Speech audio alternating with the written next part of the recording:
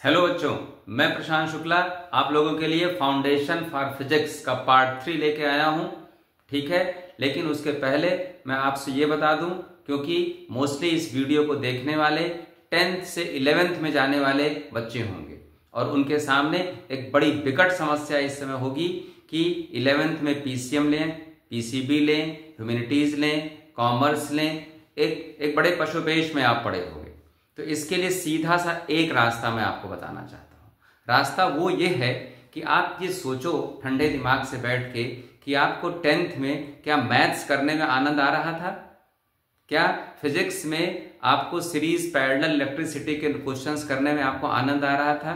आपको light chapter में mirror के और लेंस के न्यूमेरिकल्स करने का मन कर रहा था? यदि हाँ, तो आप बिल्कुल बगैर सोचे विचारे कितने आपके नंबर आते हैं 10th में, आपका पेपर अच्छा हुआ है या बुरा हुआ है, इन सारी बातों को दरकिनार करते हुए आप पीसीएम या पीसीबी ले लो।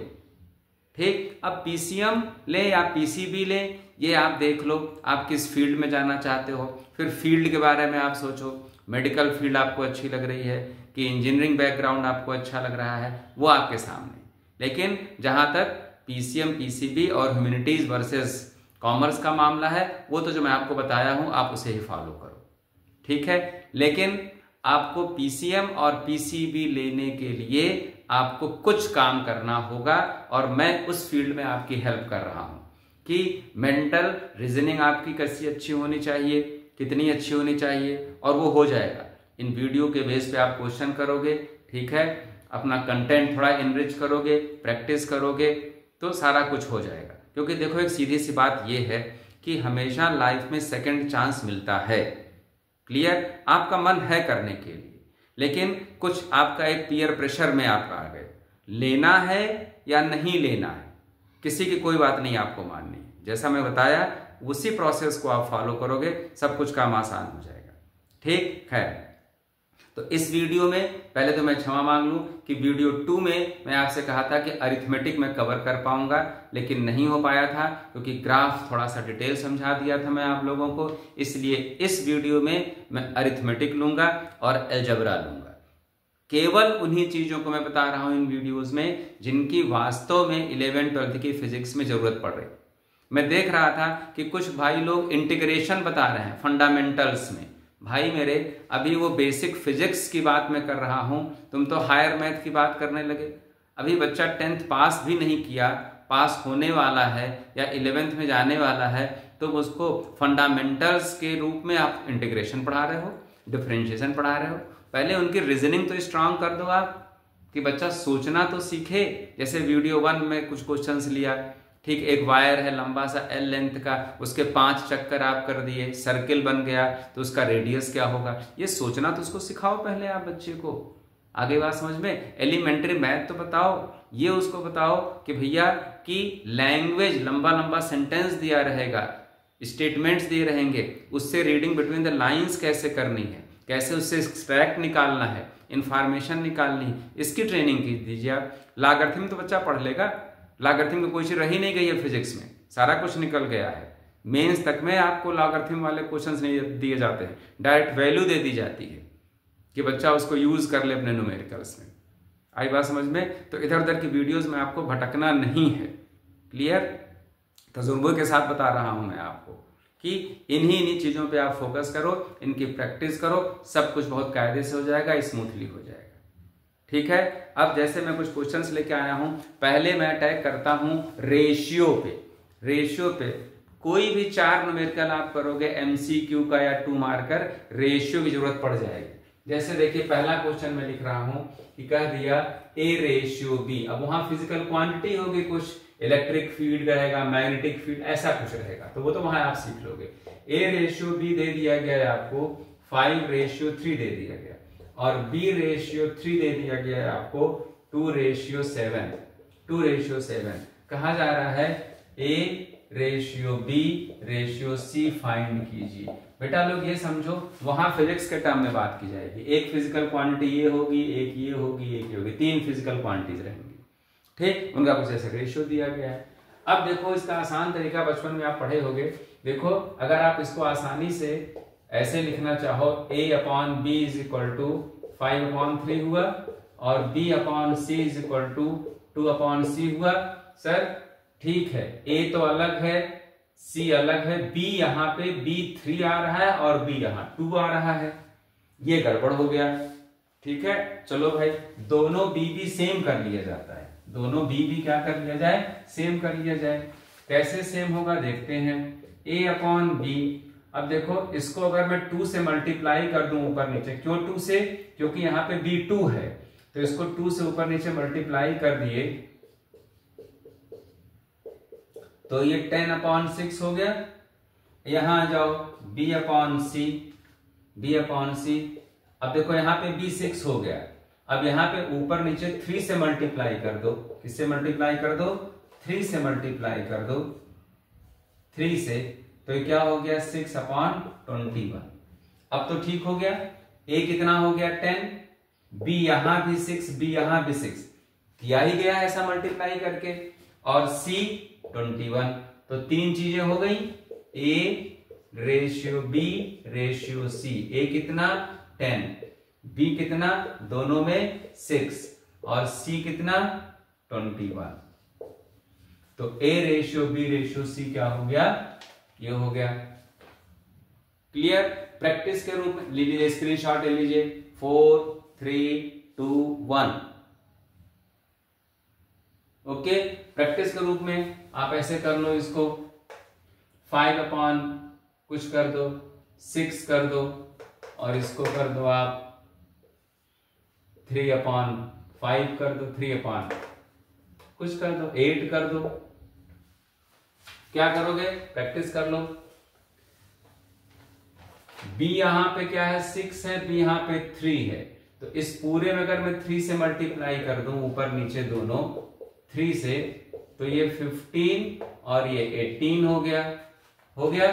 दूसरा क्वेश्चन, दूसरा पार्ट इसका देख लो, b रेशियो c वाला, b रेशियो c, यहां पे क्या है b 18 है, ये 18 कब होगा, जब 6 से ऊपर नीचे दोनों में मल्टीप्लाई करोगे, तो ये हो गया, ये देखो 6 से मल्टीप्लाई कर दिए तो 18 हो गया ये, और ये क्या हो गया 48 हो गया। एम क्या था, जो दोनों में आ रहा है, बी भी दोनों में आ रहा है, तो मल्टीप्लाई वगैरह कैसे भी करके दोनों को सेम कर देना है, दोनों को क्या कर देना है, सेम कर देना, काम हो जाएगा। ठीक, एक बात तो ये एक टाइप हो गया। एक बहुत जरूरत पड़ती है बेटा, ऐसे कह दिया गया x/y, हालांकि ये तो सब जानते होगे, x/y इज इक्वल टू 4/5। तो मैं कहूंगी क्या बड़ा है इसमें, क्योंकि मैं तो सब मान के चल रहा हूं, हमको इंटीग्रेशन नहीं पढ़ाना है ना, ठीक है, हम तो बेसिक चीज बतानी है, इंटीग्रेशन तो आप पढ़ोगे ही। कौन बड़ा है, x के आगे 4 लिखा है, y के आगे 5 लिखा है, तो कौन बड़ा, ये बड़ा हो गया, ये बड़ा हो गया। ओके, y के आगे 4 लिखा है। क्लियर है बात, बहुत अच्छी बात। अब देखो इसी फ्रैक्शन की बात चल रही है, तो एक बात और मैं आपको बता दूं, अगर कहीं लिखा है, कह दिया गया कि 1/x + 1/y, अब देखो ये जो कंसेप्ट बता रहा हूं ना, जो क्लास 10th में पैरेलल कॉम्बिनेशन कायदे से किए थे, स्टैंडर्ड वे में किए थे, वहां पे इसकी जरूरत पड़ी होगी, 1/z, और कंडीशन दे दिया गया कि x and y both are positive values, both are positive values, तो x greater than z होगा कि x less than z होगा, x equal to z होगा। सर ये क्या बता रहे हो आप, मतलब x का z से रिलेशन। दूसरा ऑप्शन भी दे सकता है कि y z का क्या रिलेशन होगा। अब इसकी कहानी सुनो, मतलब कौन बड़ा कौन छोटा, मतलब 1/2 + 1/3 = 1/z, ऐसे में कर दो। देखो कुछ बोलूंगा नहीं, मैथ सब कुछ कह देगी। एलसीएम लिए 6 आया, 3 हुआ, 2 हुआ, 1/z आया, 5 बाई क्या आ गया 6 आया, इज इक्वल टू 1/z हुआ, 1/z हुआ, तो z इज इक्वल टू क्या हो गया भाई z is equal to 6/5 1.2 z is equal to क्या आया 1.2। अब कहानी सुनो, ये जो z आया 1.2 ये 2 से बड़ा कि छोटा, 2 से छोटा, और जाहिर सी बात है 3 से छोटा होगा ही। कभी समझ नहीं, कुछ समझा मैं, कोई बात नहीं, ना समझो अच्छी बात, तभी तो मैं एक बार और समझाऊंगा। एक और नंबर लेता हूं, 1/4 plus 1/5 is equal to 1/z लेता हूं। आनंद लेना मैथ्स का। एलसीएम हो गया 20, ये हो गया 5, ये हो गया 4, 1/z सही चल रहा मामला। 9/20 9/20 1/z, तो z इज इक्वल टू 20/9, 9 2 जा 18, 2.2 समथिंग। z क्या आया, जो इनमें सबसे छोटा है, 4 और 5 में छोटा कौन 4, तो z is less than the least value, z is less than the least value. इन दोनों में जो सबसे छोटा उससे भी छोटा, कहोगे हाँ सर अब समझ में आ गया। 2 और 3 में छोटा कौन 2, जो z आया वो छोटे वाले से भी छोटा। अब समझ गए आप कि 1 प्लस एक्स 1/y 1/z, अगर मैं कर दिया if x is less than y, मतलब इन दोनों में छोटा कौन x, तो z क्या होगा x से भी छोटा होगा। तो इफ पे ध्यान देना है। ये बात आ गई समझ में, बोलो भाई क्लियर। स्क्रीनशॉट लीजिए, 2 एग्जाम्पल दे रहा हूं मैं आपको, प्रैक्टिस करनी है आपको अच्छे से। 4 3 2 1, ओके वेरी गुड। अब देखो थोड़ा सा लेवल ऐड कर रहा हूं इसमें। लेवल ये ऐड कर रहा हूं बेटा जी लोग कि जैसे अभी एक क्वेश्चन दिया था मैं, एक कंसेप्ट आपको दिया था मैं, कहा था कि x upon Y is equal to 2/3। Question कहता है, लैंग्वेज कहता है कि if x and y are added in this way, addition of reciprocal of x and y, addition of reciprocal of x and y। तो देखो यही कह रहा हूं मैं, लैंग्वेज आपको देखना है 11th की फिजिक्स में। x का रेसिप्रोकल 1/x, y का reciprocal 1/y is equal to 1/z। तो z will be what, less than x और लेस देन y, और व्हाट विल बी, तो छोटा कौन है इसमें, x छोटा है, तो z क्या होगा x से भी छोटा है। और जब z x से छोटा होगा जाहिर सी बात है y से तो छोटा होगा ही। बोलो जब x से छोटा है तो y से छोटा होगा ही। देख लो अगर z किससे 2 से छोटा हो गया तो 3 से तो छोटा होगा ही, तो ये भी होगा और ये भी होगा। इसमें कौन सा छोटे वाले से भी छोटा होगा, इंपॉर्टेंट चीज ये, अगर ये जान गए ठीक है। कोई नंबर है वो अगर 2 से छोटा है, 2 और 3 दो चीजें हैं, 2 और 3, कोई नंबर है वो 2 से छोटा है तो जाहिर सी बात 3 से छोटा होगा ही। आगे बात समझ में, बहुत अच्छी बात। तो ये हो गया। एक चीज और बताने का मन कर रहा है, मोस्टली मैं देखता हूँ 11th-12th में न्यूमेरिकल जब बच्चे करते हैं, यूनिट कन्वर्जन की बात होती है। अपनी वीडियो फर्स्ट में मैं तो यूनिट कन्वर्जन पे खूब जोर दिया हूँ, वॉल्यूम का यूनिट कन्वर्जन, एरिया का unit conversion.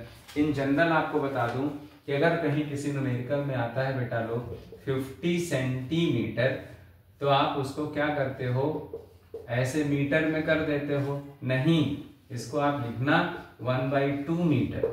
In most of the cases your calculation will be easier. कहीं आता है 75 सेंटीमीटर, तो आप इसको 0.75 मीटर न लिख के क्या लिखो, 3/4 मीटर लिखो, तो काम आपका आसान हो जाता है। आगे बात समझ में, बहुत बढ़िया। तो आप सब नोट कर रहे हैं, इसको स्क्रीनशॉट ले रहे हैं, नोट कर रहे हैं। अब एक बात और सुन लो आप, ये देखो, अब ये सब तो बहुत आसान चीजें हैं। मैं कह दिया x upon x plus 2 is equal to 2/3, तो फाइंड x। देखते हैं बहुत बच्चों को ये छोटी मोटी दिक्कत होती है, फंसा रहता है इसमें फिजिक्स का मामला इसके चक्कर में। फाइंड एक्स, अरे इंटीग्रेशन डिफरेंशिएशन सब पढ़ाया जाएगा, पहले ये बेसिक तो कर लो मेरे भाई, ठीक है। वो तो टॉपिक जो चैप्टर आएगा उसके पहले पढ़ाऊंगा। पता चला कि इंटीग्रेशन डिफरेंशिएशन जरूरत पड़ रही है आपको कहाँ, काइनेमेटिक्स में आगे कहीं, ठीक, और आप पहले ही पढ़ के बैठ गए तो सब भूल भाग जाओगे, क्या फायदा। तो क्रॉस मल्टीप्लाई आप करते हो, क्या करते हो, क्रॉस मल्टीप्लाई कर दोगे, तो ये क्रॉस मल्टीप्लाई हो गया 2x + 4 = 3x हो गया 2x - 3x = -4 - x = -4, x = 4 आ गया, ठीक। अब आप ये सीखे हो 10th में 9th में, ठीक है। मेरे टीचर भाई लोग खूब क्रॉस मल्टीप्लाई करना बता दिए आपको, क्या तो सर जी अब तो मुझे आता है, कुछ भी ऐसा दिया रहेगा मैं क्रॉस मल्टीप्लाई करके काम कर लूंगा। बेटा अब देखो x - 2 होल स्क्वायर अपॉन, छांट के क्वेश्चन लाया हूं, ठीक है। ये सर्वे का नतीजा होता है, हाँ भैया ऐसे ऐसे प्रॉब्लम्स आती है 11th बच्चों को। 4/9 क्वेश्चन कह दिया मैं फाइंड x। अब आप वही सीखे हो क्रॉस मल्टीप्लाई करने वाला, ये नहीं सीखे कि किसी भी कैलकुलेशन का पहला स्टेप क्या होता है, observation. If you have to solve anything, observe that thing, observe that equation carefully, okay. तो if you are observing it carefully, okay, both the sides can be taken as under root, दोनों side का square है, under root ले लें, शायद काम आसान हो जाए। पावर कम करना एम होता है ना, एम क्या होता है, पावर कम करना। देखो कैसे दिमाग में आया, अरे 4 का भी अंडर रूट हो जाएगा और 9 का भी अंडर रूट हो जाएगा, और यहाँ तो स्क्वायर बना ही है, कोई दिक्कत नहीं, बस काम खत्म। अब आपको जो करना करो, तो पहले आप इसको एक्सपेंड करते, a + b - b का होल स्क्वायर लगाते, सब मामला हो जाता है गड़बड़। अब जो करना है आप कर लो भाई, क्रॉस मल्टीप्लाई कर लिए 3x, उसके बाद तो सिंपल मैथ है, = 2x कर लिया, कर लिए, इधर आ गया तो x हो गया और इधर 6 हो गया, तो x = 6 हो गया, x = 6 हो गया। जो मैं कहा हूं ना कि ऑब्जर्वेशन क्या होता है, पहला स्टेप होता है किसी भी कैलकुलेशन का, पहला स्टेप होता है केयरफुल ऑब्जर्वेशन, केयरफुल ऑब्जर्वेशन। एक और इसकी प्रैक्टिस करा दूं, देख लीजिए आप जरा एक बार, और इसे दे दिया कोई क्वेश्चन ऐसे, x + 1 whole square upon x square = कह दिया 16/9 कह दिया 16/9। अब देखो क्वेश्चन बनाते समय सावधानी करना होता है, सब सिखा रहा हूं। कभी कभी ऐसी चीज आ जाती है आप चेक नहीं कर पाते कि वो कहीं फिजिक्स गड़बड़ कर दिए हो। अगर कहीं उल्टी सीधी मैथ आ जाए, ये ध्यान देना, तो जान जाओ कि फिजिक्स का कहीं कंसेप्ट गड़बड़ कर दिए। क्या उल्टी सीधी मैथ, अगर कहीं करते करते ये 9/16 आ जाए तो गलत। सर जी कैसे गलत है मेरे बच्चों, x + 1 ये वैल्यू बड़ी है ना, तो इसके सामने बड़ी चीज होगी, ये तो सिंपल है, 1 तो है नहीं, ऐड किया नहीं गया इसमें कुछ, तो मैं उल्टा लिख दिया हूं। यही कह रहा था कि आप चेक करना सीखो, इसलिए क्या लिखा जाएगा, इसके सामने बड़ी चीज, इसके सामने छोटी चीज, तो ये हो गया आपका 16, ये हो गया 9। फिर देखो आप क्रॉस मल्टीप्लाई करो, हो तो जाएगा लेकिन पूरा रायता फैल जाएगा, ठीक है। तो खाना क्या रायता आपके खाने का स्वाद बढ़ाएगा, आप तो फैला दिए। अब देख लो x + 1 upon x = 4/3, cross multiply कर दिया तो 3x + 3 = 4x। अब सारा काम हो गया, इधर आ गया तो -x = -3, तो x = 3।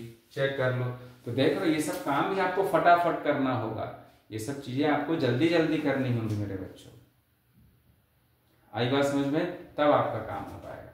तो मैं ये कह रहा था कि ऑब्जर्वेशन, तो ये आपको मैं सब क्वेश्चन करा रहा हूं कि एक तो मैथ आपकी अच्छी जाए, ये जान जाओ कि these are the basic elements that will be required in class 11th physics, and if you are able to make your foundation very strong. I am sure that you are not going to face any type of problem. Okay, see one more question. x is equal to ab square. अब बार बार कह रहा हूं ये सब वहां physical quantities होंगी, ठीक है, लेंथ होगा, एरिया होगा, एनर्जी होगा, पावर होगा, नोटेशन तो रखा जाएगा ना, ठीक है। तो y इज इक्वल टू क्या हो गया, a स्क्वायर b की पावर 4 अपॉन z स्क्वायर। कह दिया क्या, what is relation between x and y, relation between x and y। तो क्या सीखे आप 9th 10th में, दो ऐसे इक्वेशंस दिए जाएं और आपसे कहा जा रहा है कि रिलेशन बताओ, तो बेटा क्या होता है, डिवाइड करना। क्या होता है, डिवाइड करना। सर डिवाइड कर देंगे, बहुत अच्छी बात, वो तो करते ही है, लेकिन अगर आप ध्यान से देखो तो ये y क्या है, x के RHS का पूरा स्क्वायर है कि नहीं, देखो डिवाइड करके भी आएगा, डिवाइड करके भी आएगा, लेकिन फिर वही चिल्लाओगे अरे पेपर लेंदी था सर, फिजिक्स का पेपर बहुत लेंदी आ गया सर, MCQ में 5-5 6-6 लाइन में सॉल्व करना पड़ रहा था सर, 16 क्वेश्चन MCQ था सर जी, बहुत टाइम लग गया, 12 MCQ थे, 4 असर्शन रीजन से बहुत दिक्कत हो गई। बेटा ये सब सीखे रहोगे और प्रैक्टिस किए रहोगे। देखो सीखने से केवल काम नहीं चलेगा, आपने उसकी प्रैक्टिस करनी पड़ती है, और ये प्रैक्टिस आपको ऑफलाइन मोड में ज्यादा होता है। ऑनलाइन तो सीख लेगा आदमी, ऑनलाइन तो सीखने के लिए, प्रैक्टिस आपने कहा करेगा ऑफलाइन में, टीचर टहलता रहता है, घूम के बताता रहता है, हाँ बेटा देखो ये करके मुझे दिखाओ, ये करके दिखाओ, ठीक है। इसलिए ऑफलाइन का कोई सब्स्टिट्यूट हो ही नहीं सकता, ठीक है। ऑनलाइन में आप सीख लो, और मैथ में फिजिक्स में सीखना केवल एक स्टेप होता है, सारी अगली कहानी तो शुरू होती है प्रैक्टिस से। आप कितना प्रैक्टिस करते हो इन प्रेजेंस ऑफ टीचर। तो क्या कहा मैं, ध्यान से आप देखो तो ये पूरा का पूरा क्या है, x का स्क्वायर है, तो y is equal to X square हो गया। देख लो a है, a स्क्वायर है, वहां b स्क्वायर है, b की पावर 4 है। कद नहीं सर मैं नहीं कर पा रहा हूं, मुझे नहीं ऑब्जर्वेशन अच्छा लगता है, नहीं सेट हूं मैं, करो भाई तब डिवाइड, ये भी करके दिखा दूं, x upon Y A B square Z. अब देखो y ये पूरा है ना, y क्या है, पूरा है, ये डिनोमिनेटर में y जाएगा तो ये पूरा पलट जाएगा, z स्क्वायर अपॉन ए स्क्वायर बी की पावर 4। काटो पीटो, ये हुआ, एक z कटा, एक a कटा और b स्क्वायर कटा, तो ऊपर क्या रह गया, ऊपर z रह गया, बोलो, और नीचे क्या रह गया, एक a है, b स्क्वायर है।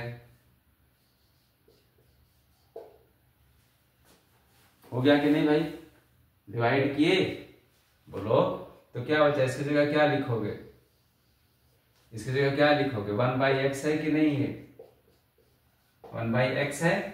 देख लो इसके ऊपर क्या, ये ज्यादा टफ है, ये देखा जाए तो ज्यादा टफ है, बहुत आपको ध्यान देना पड़ेगा।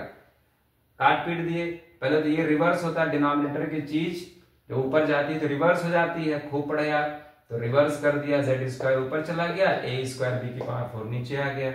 फिर आप काटोगे पीटोगे सावधानी पूर्वक, ये 1/x आया, तो क्या आया, x upon Y is equal to 1/x आया ना, तो y इज इक्वल टू क्या आ गया, x स्क्वायर आ गया।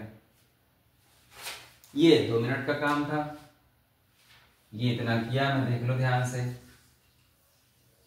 ये इतना किया, स्क्रीनशॉट ले लीजिए।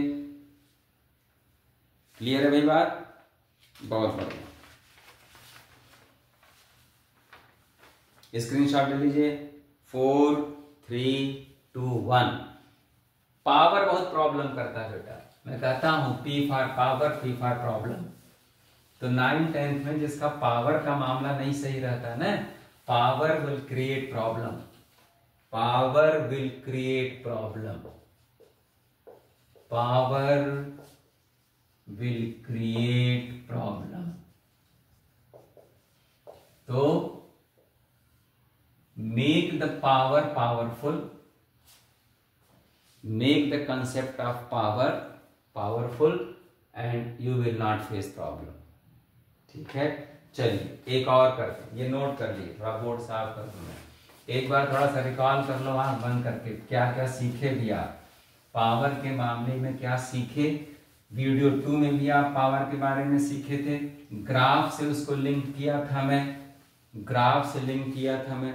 थोड़ा सा रिकैप दे दूं, मैं कह दिया x = y², तो कौन सी चीज तेजी से चेंज हो रही है, x तेजी से, क्यों, y को आप 1 रखे, x1, y को 2 रखे, लो भाई डायरेक्ट नहीं मारूंगा मैं, ठीक है ना, y रखे, x रखे, y को 1 रखे तो x क्या आया, 1 आया, y को 2 रखे, y को 2 रखे, 2 का स्क्वायर 4 हो गया, y को 3 रखे, 3 का स्क्वायर x = 9 हो गया, y को 4 रखे, 4 का स्क्वायर 16, तो y को आप 1 2 3 4 कर रहे हो, y को क्या कर रहे हो आप, 1 2 3 4 कर रहे हो, और x क्या हो रहा है, 1 से 4, 4 से 9, एक 3 कूदा, ये भाई कितना कूदा, 5 कूदा, ये कितना कूदा, 7 कूदा, तो कौन तेजी से कूद रहा है, x तेजी से कूद रहा है। तो अब यहाँ ग्राफ नहीं लूंगा मैं, ग्राफ वीडियो 2 में बता दिया हूं। चलिए खैर, 2 की पावर n प्लस 2 की पावर n माइनस 1, एक भी इररिलेवेंट कंसेप्ट नहीं बेटा लोग, ये सारे जरूरत पड़ेंगे 11th की फिजिक्स में, और फिर 12th में पढ़ेंगे ही। 2n + 1 माइनस 2 की पावर n, कहता है इसको सॉल्व कीजिए, इसको सॉल्व कीजिए। फिर वही मामला ऑब्जर्वेशन वाला, देखो यहाँ भी 2 की पावर n है, यहाँ भी 2 की पावर n है, थोड़ा सा उलट फेर करके रखा गया है, ठीक है, थोड़ा सा इसको सिंपल करूंगे। 2 की पावर n/2 लिख सकते हो कि नहीं, नहीं सर नहीं समझा मैं, इसे दोबारा समझाइए, ऑफलाइन में तो वो चाहक के पूछ लेते हो आप लोग, ठीक है ना, ये फायदा है ऑफलाइन का। देखो भाई 2 की पावर n-1 को आप क्या लिख सकते हो, 2 की पावर n × 2 की पावर -1 लिख सकते हो ना, ये भी नहीं मालूम, नहीं ये तो मालूम है भाई, क्योंकि जब मल्टीप्लाई करोगे तो पावर ऐड होगा ना, इसको ये लिख सकते हैं कि नहीं, लिख सकते हैं।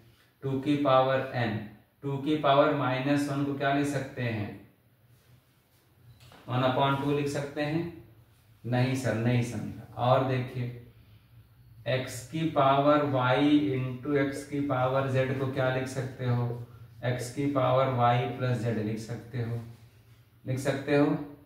अगर ये होता तो क्या लिख सकते थे, x की पावर z लिख सकते थे, x की पावर -z नीचे क्या आ जाएगा, x की पावर +z हो जाएगा। चलिए सिमिलरली हियर 2 की पावर n × 2 -2 की पावर n -2 की पावर n, ठीक है, कोई दिक्कत नहीं, नोट कीजिए। अगला स्टेप देखते हैं क्या होगा, आप बता सकते हो। अब यहां से क्या ले सकते हो, 2 की पावर n कॉमन ले सकते हो ना, पावर भी कॉमन होता है, हाँ भैया कॉमन मतलब कॉमन, कॉमन मतलब कॉमन जो सब में हो, तो 2 की पावर n कॉमन लिए यहाँ पे, तो यहाँ क्या बच गया, 1 बच गया, प्लस ये भी कॉमन हो गया तो 1/2 हो गया। तो ये क्वेश्चन में दिया कि ये जान जाओ डरना नहीं होता है, लंबा चौड़ा फॉर्मेट किसी क्वेश्चन का देख के बेटा लोग डरना नहीं होता है, ठीक।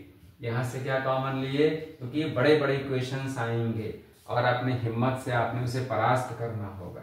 तो यहाँ क्या हो गया, 2 हो गया, यहाँ क्या बचा 2 -1, काम तमाम।